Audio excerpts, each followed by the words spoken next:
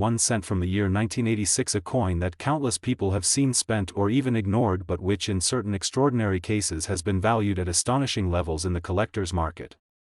Believe it or not, some of the rarest and most unique examples of the 1986 1-cent coin have been discussed and valued at over $107 million, a number that seems unreal until you understand the powerful forces of rarity, perfection and collector demand that drive the numismatic world. The 1986 Lincoln cent belongs to a series that started way back in 1909, when President Abraham Lincoln became the very first real historical figure ever honored on a United States coin.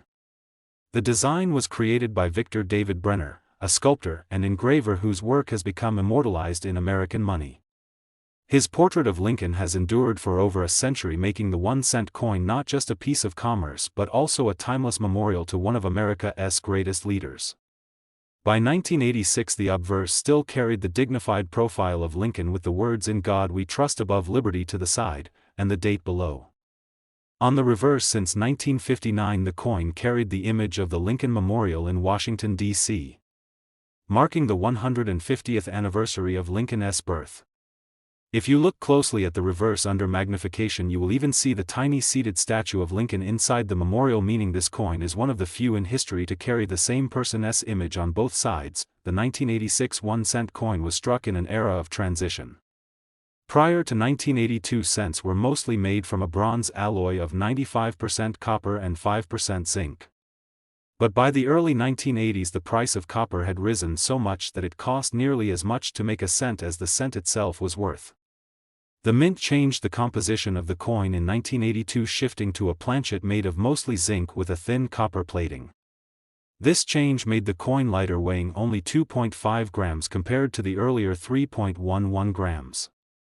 By 1986, the new copper-plated zinc planchets were fully in use, and the entire year's coinage reflects this modern composition. That means the 1986 cent is part of the first full generation of what we call the modern zinc pennies. At first glance, this might make you think the 1986 cent is common and ordinary. And in fact, billions of them were produced by the United States Mint. The Philadelphia Mint struck coins without a mint mark, and the Denver Mint struck coins with a small d below the date. Together, they created a vast supply of cents meant for everyday use in commerce. Almost everyone in America at the time handled these coins daily without giving them a second thought.